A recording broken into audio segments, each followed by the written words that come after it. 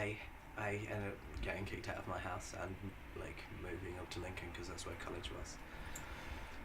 Do you want to tell us why you were kicked out of your house? It was just like unresolved family problems for ages, and like the age that I was at 18, like most people move off to uni.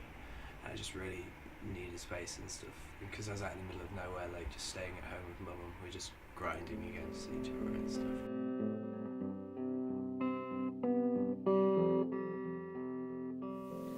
I was in care when I was younger, and when you're 16 you get passed on to leaving care, but leaving care don't provide accommodation. All they are there for is to basically help you find accommodation. So they will provide you with B&B until you're 18, but in that time you have to find your own accommodation. And if you don't, or if you're not in education and employment, you won't stay with leaving care, you'll leave when you're 18, where some people can stay till they're 21, so they get some support. So I ended up being in a few B&Bs and then basically left to fend myself. Well, I came up and on my first day, like, I went to a few of the supported housing agency places, and they said they didn't have like emergency accommodation, and so I'd have to go to this church place where they'd sort me out getting me into the Nomad shelter.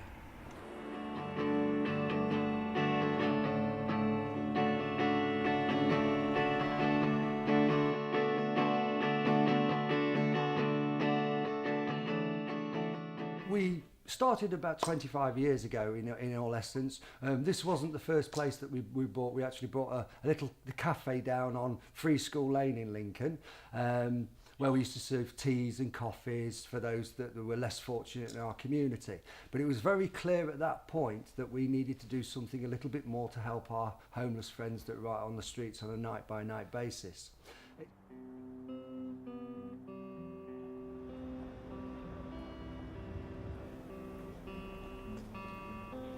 Yes, I was in Nomad for about 2 years. Well, my experiences, it wasn't very good because then there wasn't many beds, so it was a first come first serve, where the service is a lot better now because more people can be accepted.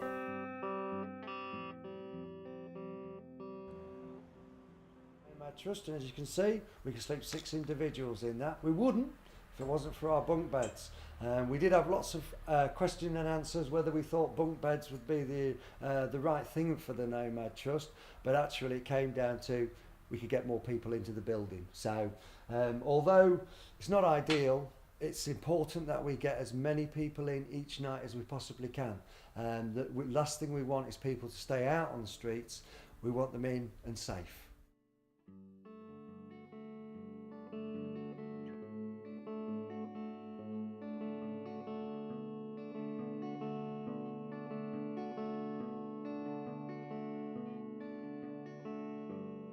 There seemed to be like underlying like theme of drugs. Like a lot of them you could tell, or just from what they were saying, that they did a lot of drugs, and that was kind of probably the reason they were in there. I felt like I didn't really have much left in my life.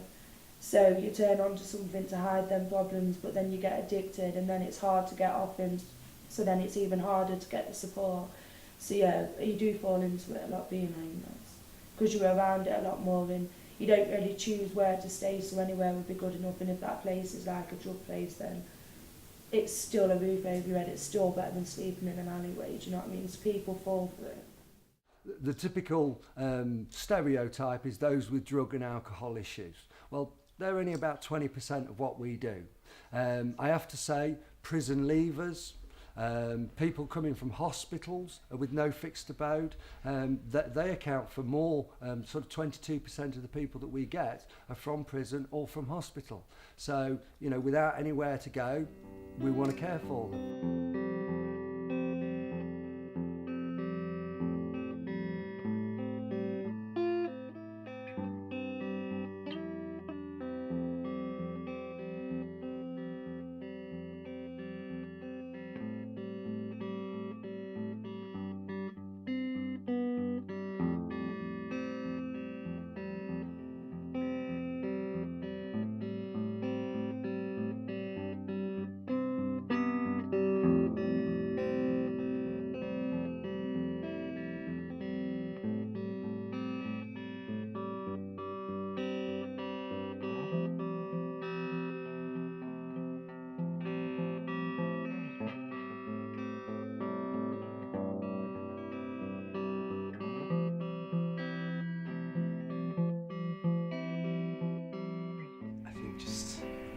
quite scared.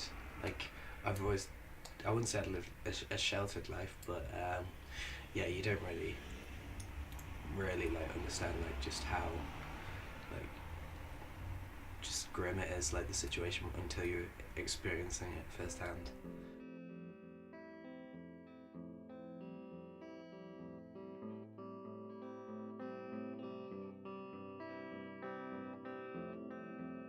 It's scary most nights because obviously sleeping on the streets there's different people. It's like Saturday and Friday nights, there's quite a lot of people around.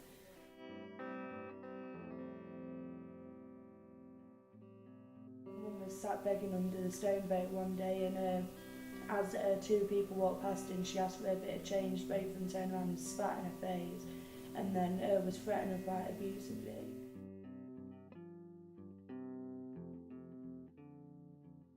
But yeah, people did used to be quite abusive, walk past us, spit at us, tell us to go and get a proper job. Used to be quite horrible at times. My stepbrother and my dad's been assaulted quite a few times on the street, so can get bad at times.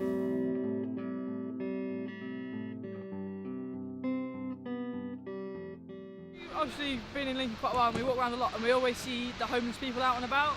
And we kind of thought, like, well, what can we do to help these people? And that's when we discovered the Nomad Trust. Took time to explain to people what we're doing. Everyone was quite eager to join in. We were worried we were going to get quite wet tonight because it was due some rain, but yeah, we're just going to see what happens. Well, we were saying because we had to go on a toilet mission because everywhere was shut quite late. And it was just like, it's quite vulnerable because you hear people walking past and you don't quite know where they are. You know, and you just imagine that when you walk. I know if I'm walking down the street and there's somebody trying to get some kip, I'm going to try and walk as far away as possible because hearing people walk past, it's like, are they coming over? Are they going to take our money? You realise how vulnerable you were, that at the end of the day anything could have happened. If we didn't know that we had the security, especially when like the people who've been drinking came up, then I would have felt quite vulnerable, quite intimidated. So for people who don't have that, so people who haven't got such a controlled environment that we've got, even though we're sleeping rough, we've got all the support of the university and the security team.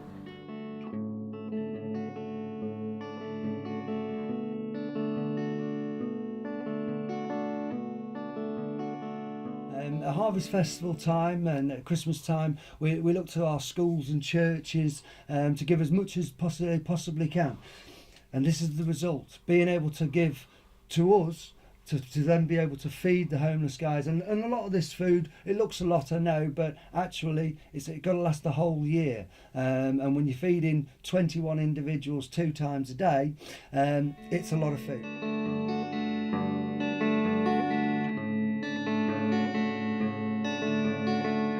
Got a charity shop as well, which deals with all the knickknacks and all the food donations that we get in, because quite frankly, without those donations, we couldn't do what we do.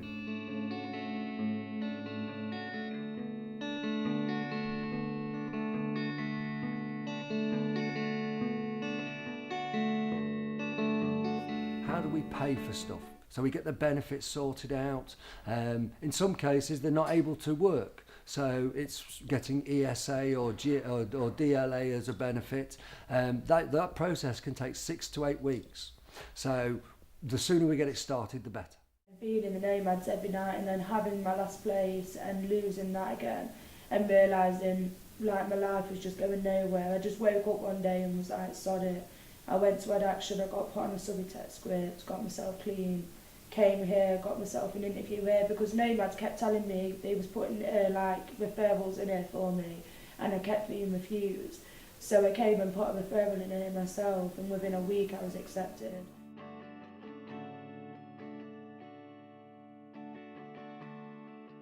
Being here, it's been quite fair. Staff have not let me get away with things, but like understood me a little bit more from the stuff I've been through, so has worked with me.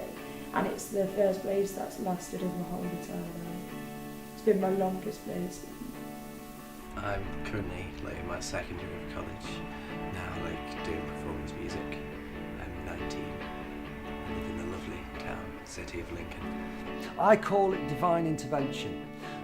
Someone upstairs was looking after me when they said, I don't want to work any more than 30 hours a week, and the Nomad cropped up because I love my job. working for the Nomad is, I call them warm fuzzy feelings. When I go home at night, I've got a warm fuzzy feeling right in the centre of my chest because I know I've helped somebody. Not everybody, but if I can help most of the people, most of the time, I'm doing something right.